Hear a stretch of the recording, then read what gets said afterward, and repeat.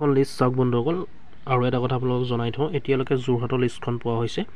লাখপতি দেখিছে আপোনালোকে, and potential Lakhpati central Jorhat XL SX দেখিছে আপোনালোকে।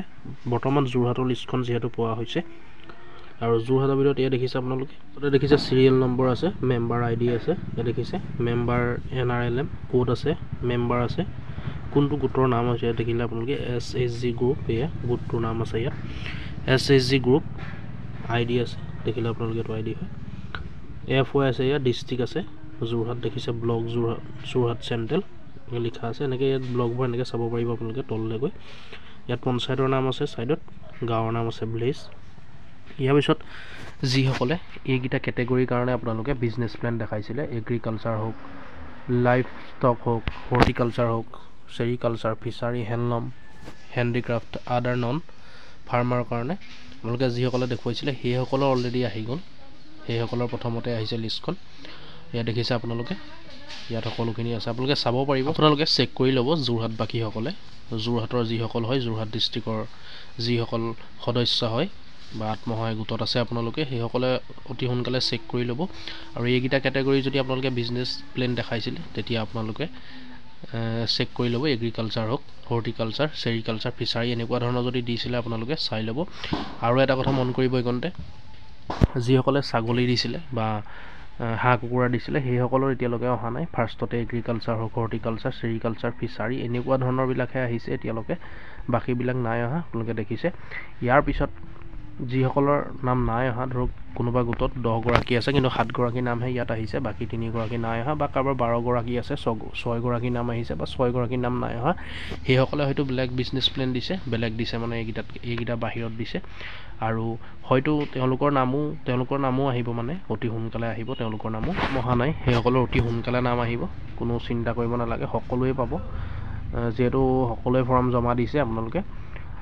আৰু আপোনালোকে নিজে গম পায় যে আপোনালোক চিলেক্ট হ'বনে নহয়, মানে ল'ৰা ছোৱালী ভিত্তিত যিহেতু চাই পেলাই চিলেক্ট কৰাৰ কথা আছিলে। আপোনালোকে গম পাইছে, যাৰ 4টা কেটেগৰী ৱাইজ 4টা আছিলে, 3টা আছিলে, সেইসকলে পোৱাটো পাবই, যিসকলে পোৱা কথা আছিলে।